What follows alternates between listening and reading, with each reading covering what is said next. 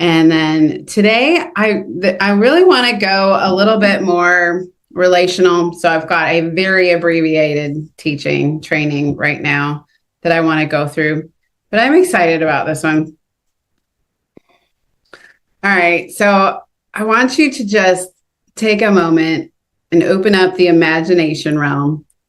And I just want you to imagine standing at the edge of a pool. And when you're standing at the edge of a pool, kind of on the diving board, you can feel your toes going kind of over the edge and you're about ready to make the jump. You step closer, you look at the water, but you're hesitating, right? Because, I know I hesitate when I'm on a diving board. See, trying to jump in means you're just testing the idea, right? So you're trying, right? You're looking down, you're hesitating, you're trying, but you're not doing. Now imagine instead that you decide without hesitation that you're going to step forward and take a leap.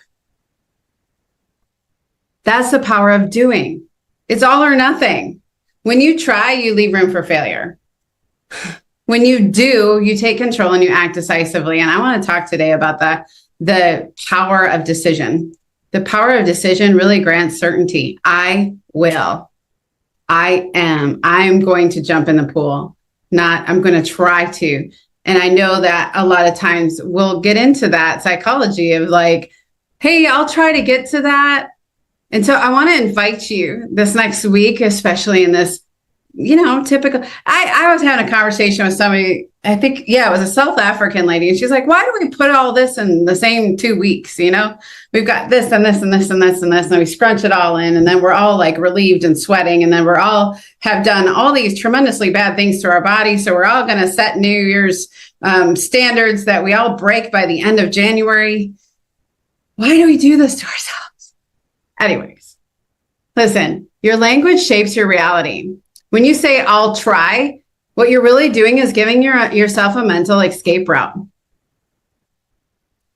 You're telling your brain, it's okay if I don't succeed. But when you say, I'll do it, you're giving your mind a command to find the way forward with no excuses.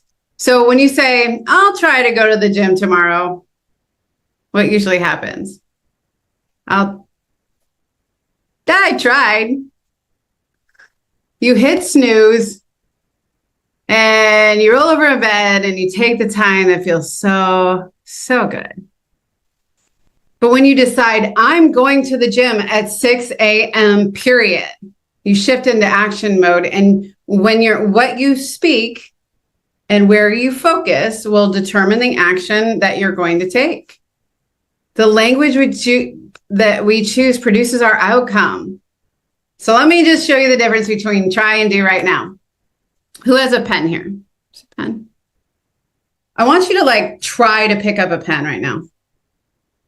You're not trying, you went and did it. So now you got to put it down and I want you to try to do it. Well, now you're not doing it. You're not doing that's still a decisive action. I want you to try to do it. Well, crap. Now you're like, no, I don't know. Do you see the action of try is and does and how it affects us? So that's not trying, that's doing. Trying is hesitation. It's incomplete action. Let's be clear. Trying doesn't produce results. Doing does. And so I want to give you this. Shift from try to do this week. Decide with certainty. When we get into certainty, like I was talking about last week, when we get ourselves in a place of certainty, it becomes the action of faith. And it's very interesting how when we get into a place of certainty and we're focusing in the direction we want to go, not the direction we don't want to go, if you think about it.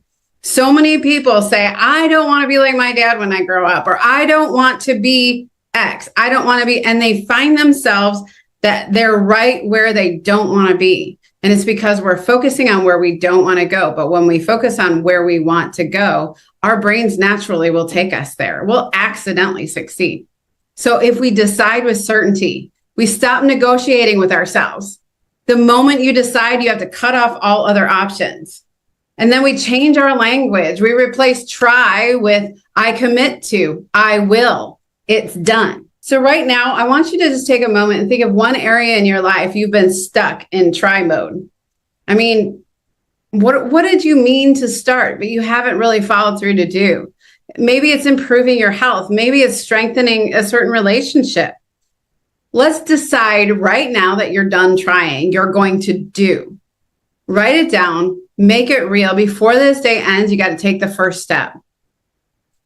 The path to success is to take massive, determined action. And so I want to put this out there, and I want to talk about this today. I want to make it more about relationship. The point of this community is actually become community. And now there's trial at this. Like, we are trying to figure out, we are trying. So you know what? We are going to figure this out of how to really connect us and make us feel like we're sitting in a community. And so I've been asking the question, what makes me feel like I have community? And I think that's something to sit on. What do I need to feel like I am known, seen, loved, and actively in a community? Because a lot of us are like, I don't talk to anybody. I sit in the back and I get out before everybody leaves, but I have community. That's not community. We're supposed to be doing this stuff with each other. And so I've been looking over the past few months about what does community really look like, and how can we really make sure, no matter how large this group grows, that we all feel like we're in a community and we're seen, known, loved, heard. I can't even tell you that how that can change relationship is learning how to attune to one another. I had a misattunement last week, and I was like, that was a lot sharper than even in the class when we were working on it. It can really be jolting. And so what I love to do is take a few moments and make a decision about our next year. A lot of times when I'm working with my clients, we're going to say, what is the one thing, the one area that you could, if you truly focused in on that area, would touch all the other areas of your life, whether it's finances, whether it's your health, emotional and physical, whether it's your relationships with your spouse, with your family, with your friends, with your coworkers, with your acquaintances, whether it's your field of work, your job. What is one thing you could do that would touch all of those areas, that would up-level all of them all at once? And so I'd love to hear some of your answers as you're talking through them and see where this actually takes us. Because if you right now decide that you're not going to try to do 2025 well, you're going to do 2025 well, you make a decision today, there is so much power in decision. And so I want to open this up. What is your direction? And if you're having a hard time finding direction for the year, there's a couple ways to get there. Number one, it's for me, like, what do you really want me to focus on? What would be the biggest needle mover that if I did that, it would change everything? There was one year, guys, like, I've been doing this for years because I do my own framework every year. And so we do look at a focused direction while we're walking the peak trail. And so one year, my focused direction was actually fun. And the fact that I was having fun and placing fun in my life as a recovering workaholic, I actually found that I had more vision, more creativity, more blueprints, and it opened up and it touched every area of my life. So it can be a concept like that, or it can be a concrete concept. Like right now, I am zeroed in focused on finances. Why? Because if I rate every area in my life right now, I'm at a 9, at least with every single area except for finances. Those suck. So what do I need to do that'll touch all the areas? Well, you know what? I know, and a lot of times in religion, we're like, we need to just stay poor. And we have these mindsets of lack mindsets or poverty mindset, not understanding that money solves problems and money frees us up to serve, to give, to grow, to have that fulfillment in our life. Money is just an inanimate thing that moves our life forward. And so while the love of money is the root of all kinds of evil, money in and of itself is inanimate and means nothing. It's just an initiator to help you get from where you are to where you want to be. So I'm saying focusing on getting finances in alignment can touch every area of your life. That one of the biggest stressors in marriage is finances. You know, one of the biggest stressors in a company, in your workplace, is like finance. Like, finances can be a major thing that can hold us back, especially our mindsets around finances, or push us forward. And so for me, I'm actually focused on my finances because I'm starting to after working the main trail process for a few years, I'm starting to actually see my life be completely aligned and completely balanced. And I'm living out my dream in so many ways. And you guys can do that too. What would it look like if you actually lived your dream life? What would that look like? It's possible, but we got to be able to focus and make massive action. And we got to align our language, our focus, and our physiology, our body, soul, and spirit, align it all to go in that direction. But how do you also get it in your mind, will, and your emotions? And how do you also get it into your nervous system, your body, so that your entire being, because you're a whole being, and all your body will interact with your soul, and your spirit's interacting with yours, and they all interact, and they all got to be a part of being completely focused and completely aligned. And then when you get certainty in all of you, that's when the stuff starts rolling. I had a client who a week prior, she was going into her workplace and she's like, this is such a toxic environment. I can't be any, I got to get out. And I took her through this action of what do you need to learn to be able to move forward in this? You know, because life's happening for you, not to you. So how is this happening for you? And she was able to change one belief that day. And she had had job applications and not heard for like over a month from this place. It was month and a half. She changed that one belief that day. And the very next week, she had a job offer on her table. That was last week. I have another person, could not take action. Changed one belief. It was regarding the motive of why he was being asked to do it. When he changed that one belief, he did the action, got breakthrough.